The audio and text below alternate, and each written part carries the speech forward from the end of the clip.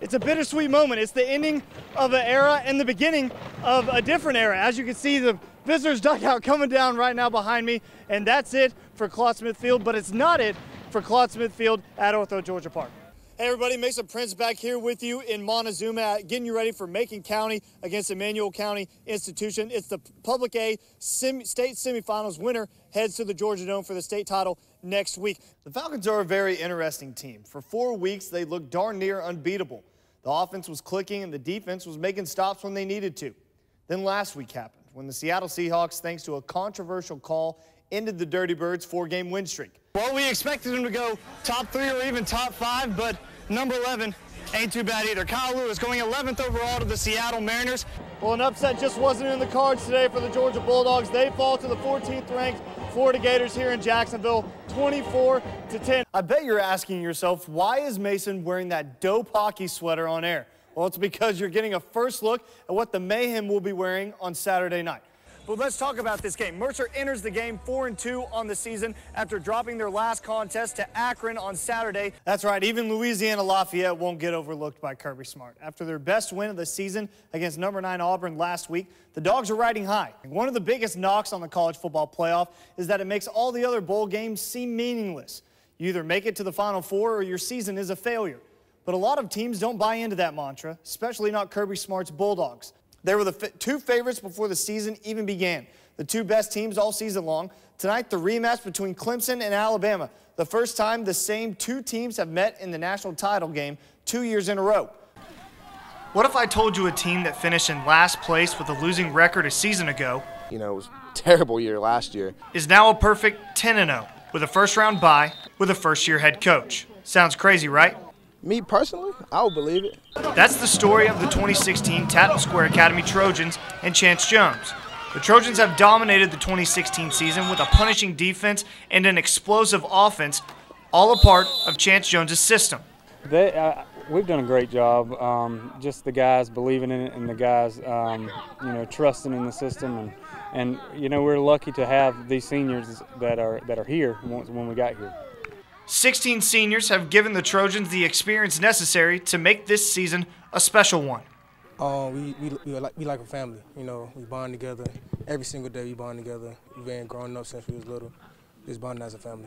There were skeptics preseason on how this team would perform, but inside the locker room, they knew 2016 could be special from the start. At the end of we had a spring game. At the end of the spring game, I told them, guys, if you buy in, you could be just as good as where I've been before. You have just as much talent, and I think they took that to heart and bought in.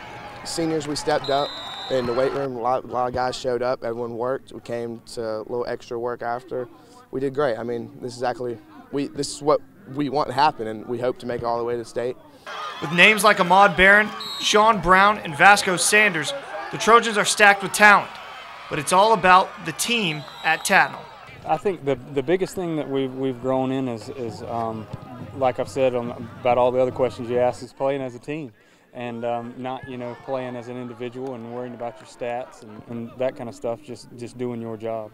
The Trojans get the week off, but in 2 weeks their journey towards a state title begins, and a second-round win would be a great start to a perfect ending. It'd mean a lot to me. I know it'd be tough. Depending on who we play, because once you get in the playoffs, it's always going to be a tough game. Reporting in Macon, I'm ready to play. I got chills. Mason Prince, WGXA Sports. October is Breast Cancer Awareness Month. Players across the nation in high school, college, and the pros put on their pink to help raise awareness for the disease. One of those players, Mercer center Kirby Southard. I'm just trying to do my part and get some awareness out there and show people I'm supporting what people are going through.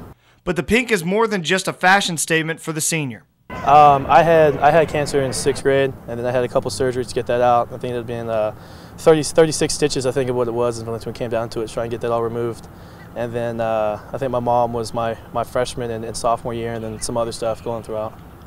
Not only has Southard had to battle cancer himself, but also his mother, Missy, not once, but twice. Missy was diagnosed with skin cancer in 2013 and then ovarian cancer in 2014. I mean, I definitely had some stuff going on in my family. My mom's never had breast cancer, but she's had cancer, and I've had some cancer as well, and I'm just trying to do my part and get some awareness out there and show people I'm supporting what people are going through. Despite her battle, Missy has been to every single one of her son's games, cheering him on and watching him battle on the field. Absolutely. It's definitely special to have them behind me and have her behind me, and no matter what she's going through and no matter what she has going on in life, I love her so much for that, and I love both my parents for coming to every single game and supporting me, win, loss, thick or thin.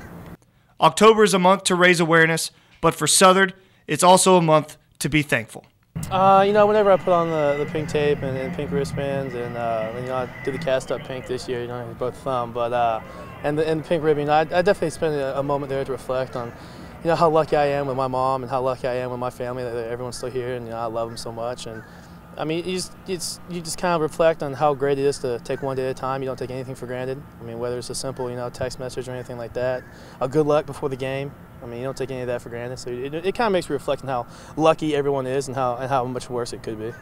Mason Prince, WGXA Sports.